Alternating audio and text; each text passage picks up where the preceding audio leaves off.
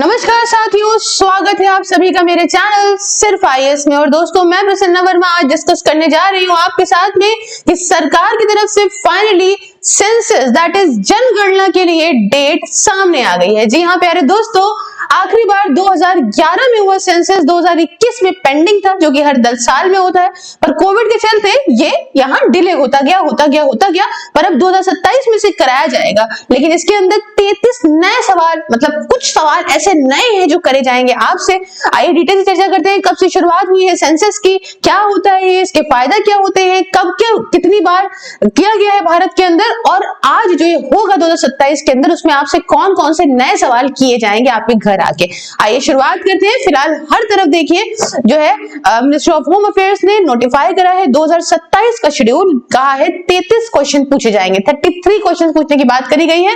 क्या बात करी गई है वो सारी बातें मैं आपको बताऊंगी, पर उसके पहले आपको बताती हूँ कि कब सेंसस की शुरुआत हुई, जनगणना की शुरुआत हुई। तो दोस्तों, पहला सेंसस भारत के अंदर 1872 में हुआ, जिसे ब्रिटिश वाइसरॉय लॉर्ड मेयो के तहत कराया गया था।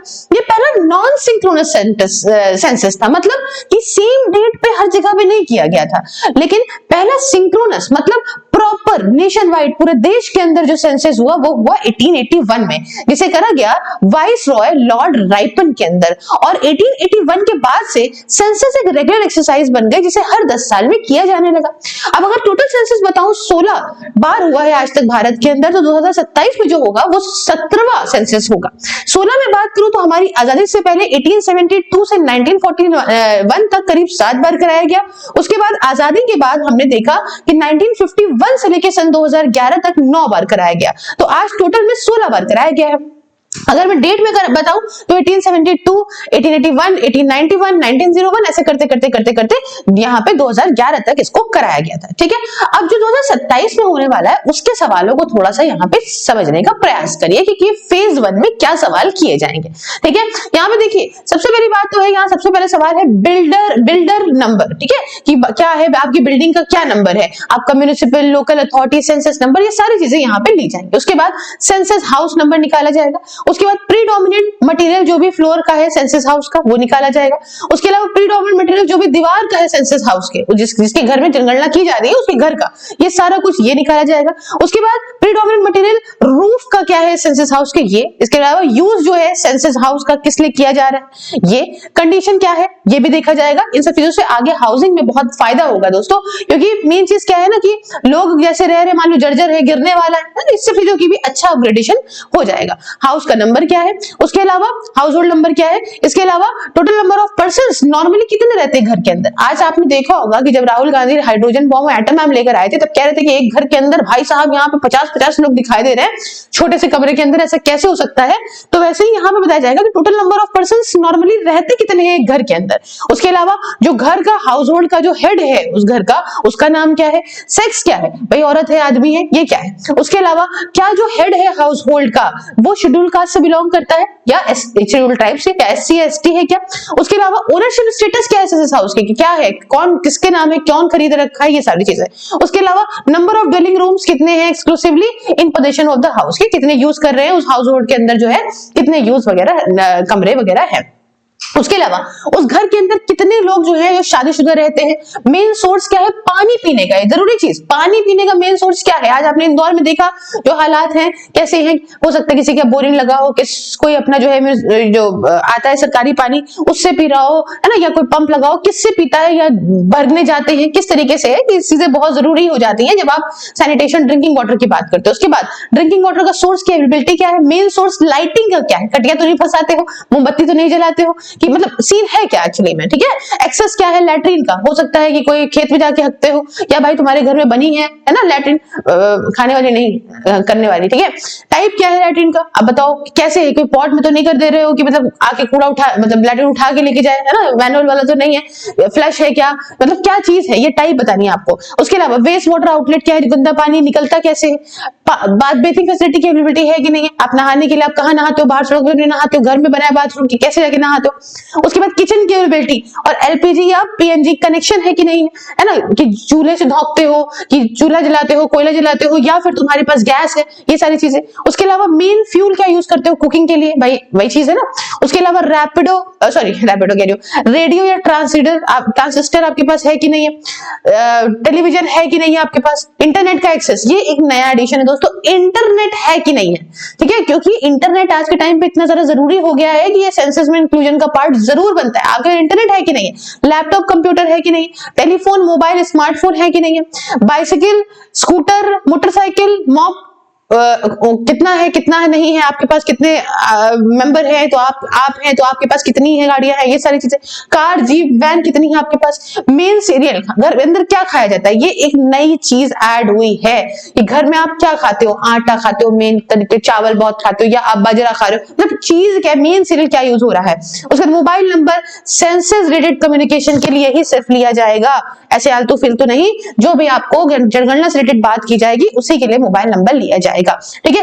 तो ये जो फेज 1 है इसका मेन फोकस ये है कि कोई इंडिविजुअल पर्सन पे नहीं करा जा रहा है, बट ये पूरे घर की बात हो रही है, हाउस होल्ड की बात हो रही है, उसमें क्या फैसिलिटी है, क्या आपके घर में है, चीजें हैं, प्लस बेसिक हाउस होल्ड क्या कॉम्पोजिशन है, क्या मतलब क्या घर में द्वार में कितने लोग, मतलब बेसिक चीजों के बारे में बताया जा रहा है। इसमें यहाँ पे कवर करेगा हाउसिंग स्ट्रक्चर कंडीशन को, बेसिक एमिनिटीज जैसे पानी, टॉयलेट, किचन का फ्यूल, ओनरशिप क्या है, इंपॉर्टेंट एसेट की जैसे कि मोबाइल है या गाड़ियां हैं तो वो कैसे हैं, किसके पास है, मॉडर्न सर्विसेज जैसे इंटरनेट जैसी सर्विस है कि नहीं है, आपके हाउस होल्ड डाइटरी पैटर्न की बात है, सीरियल क्या कंज्यूम किया जा रहा है, कॉन्टैक्ट नंबर लिया जा रहा है। तो ये 33 क्वेश्चन जो आप देख रहे हो ये ऑफिशियल गैजेट के अंदर नोटिफाई करे गए हैं और ये एक इंपॉर्टेंट अपडेट है 2011 के सेंसस की तरफ से और मतलब सेंसस के बाद से, और ये नए आइटम जैसे इंटरनेट एक्सेस, सीरियल कंजम्पशन वगैरह इंक्लूड करे गए हैं इस बार। अब देखिए सेंसस का क्या फायदा होता है दोस्तों, सरकार प्लानिंग अच्छी कर सकती है, स्कूल की प्लानिंग करना, hospital, road, housing, electricity, water supply, कहां जिस चीज की कमी है वहां पे अच्छी प्लानिंग से उसे प्रोवाइड किया जा सकता है, फंड्स का डिस्ट्रीब्यूशन सही से हो सकता है, इसके सरकारी फंड्स का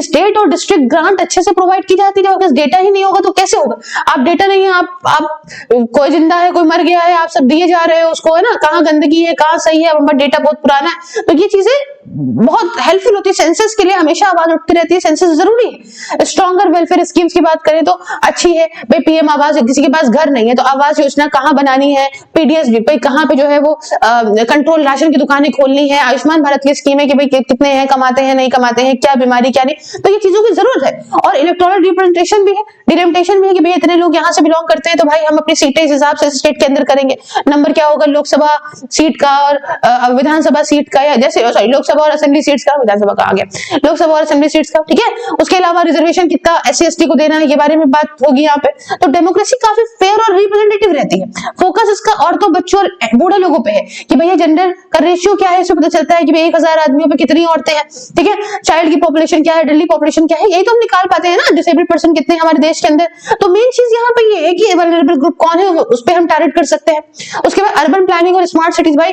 सेंटर डेटा जो है मदद करता है ये सिटीज की प्लानिंग में कि हाउस होल्ड सेल्फ डेवलपमेंट का, स्लम का डेवलपमेंट कहाँ करना है। उसके अलावा ट्रांसपोर्ट और मेट्रो रूट्स क्या रहेंगे, वेस्ट का मैनेजमेंट कैसे हो रहा है, कहाँ से कचरा निकल रहा है, कहाँ जा रहा है, वाटर और सैनिटेशन की बात होगी तो स्मार्ट सिटीज के अंदर एक एक्यूरेट पॉपुलेशन डेटा की जरूरत पड़ती है। उसके अलावा अगर हम बात करें तो रूरल डेवलपमेंट और एग्रीकल्चर की बात करते हैं तो ये मदद करेगा रूरल डेवलपमेंट ट्रेंड में, हाउसिंग कंडीशन क्या है, एक्सेस क्या है, टॉयलेट का, LPG, electricity, evidence based policy making होती है, ministry, NITI Aayog, RBI, state government, ये सब सेंसस डेटा का उपयोग करती है दोस्तों। इकोनॉमिक प्लानिंग में, एम्प्लॉयमेंट पॉलिसी में, एजुकेशन रिफॉर्म में, हेल्थ फोरकास्टिंग में बहुत जरूरी है। और जैसे कोई डिजास्टर आ गया तो उसमें भी इमरजेंसी के टाइम पे भी डेटा बहुत मदद करता है। जैसे कोविड आया था उस टाइम पे भाई ये सब चीजें डेटा ही तो हेल्प करता है ना कि भाई कहाँ में कैसे प्रोवाइड करना है। मान लीजिए फ्लड, अर्थक्वेक, साइक्लोन आ गया, रिलीफ रिहैबिलिटेशन प्लानिंग करनी है आपको, तो ये पता होगा ना लोग कितने लोग कहाँ रहते हैं और किस कंडीशन में रहते हैं, ठीक है। एजुकेशन और स्किल प्लानिंग की बात करें तो ये सेंसस लिटरली रेट्स को, स्कूल एज पॉपुलेशन को स्किल क्या गैप है, डिजिटल एक्सेस कितना है, कौन इंटरनेट चला रहा है कौन नहीं चला रहा है, इसके लिए मदद करेगा। रिसर्च, मीडिया, जर्नलिज्म के लिए यूनिवर्सिटी इसका यूज करेंगी, think tank, media house, NGO, UN की बॉडीज, वर्ल्ड बैंक, सब यूज करेंगे अपनी अपनी पॉलिसीज में कि देश के अंदर क्या है, कहां है, कितने लोग हैं। नेशनल सिक्योरिटी और माइग्रेशन ट्रैकिंग होगी, भाई कौन कहां से आ गया है ना, इंटरनल माइग्रेशन कहां से हुआ है, बांग्लादेश से तो नहीं घुस गया कहीं पे है, म्यांमार से तो नहीं आ गए, कौन कहां से बैठे हैं, कहां घुसे, बहुत जरूरी है। Urban crowding, border area population changes, ये सारी चीजें बहुत इंपॉर्टेंट है इंटरनल सिक्योरिटी के लिए भी। आई होप समझे होंगे कि क्या फायदे होते हैं, कब से शुरुआत हुआ और इस बार के 33 सवाल क्या है। आपको कैसा लगा लेक्चर मुझे कमेंट बॉक्स में बताइएगा। चैनल को सब्सक्राइब करके क्यूआर कोड स्कैन करके अगर आप मेरे चैनल को डोनेट करते हो और इन नंबर्स पर रिसीट फॉरवर्ड करते हो तो आपको मिलेगा शाउट आउट पाने का मौका अगले वीडियो में। बाकी 99 रुपीज पर मंथ में आप ज्वाइन करिए मेरी वर्चुअल लाइब्रेरी को, जिसमें आप घर बैठे ज्यादा गर्मी हो या बरसात किसी भी एग्जाम की तैयारी करिए डिसिप्लिन तरीके से। इसके रिगार्डिंग में फुल डिटेल लेने के लिए मुझसे 9919785532 व्हाट्सएप एंड @सिर्फ ऑन टेलीग्राम पे बात करिए। दोस्तों ये है कोटक महिंद्रा इंश्योरेंस का वो नंबर जिसमें आप अपने इन्वेस्टमेंट, एसआईपी, एक्सीडेंटल इंश्योरेंस या लाइफ इंश्योरेंस मात्र 500 में 1 करोड़ रुपए तक का कवरेज पा सकते हैं। अगर मेरा कोड सिर्फ आइस बताएंगे तो आपको 20% तक का डिस्काउंट भी मिलेगा। तो आप इस पे कांटेक्ट करिए और सभी सोशल मीडिया के लिंक इंक्लूडिंग व्हाट्सएप डिस्क्रिप्शन में है। हर जगह फॉलो करने के साथ साथ ज्वाइन करिए मेंबरशिप को। मिलते हैं नेक्स्ट वीडियो में किसी नए और इंटरेस्टिंग टॉपिक के साथ। दोस्तों तब तक के लिए जय हिंद, जय भारत।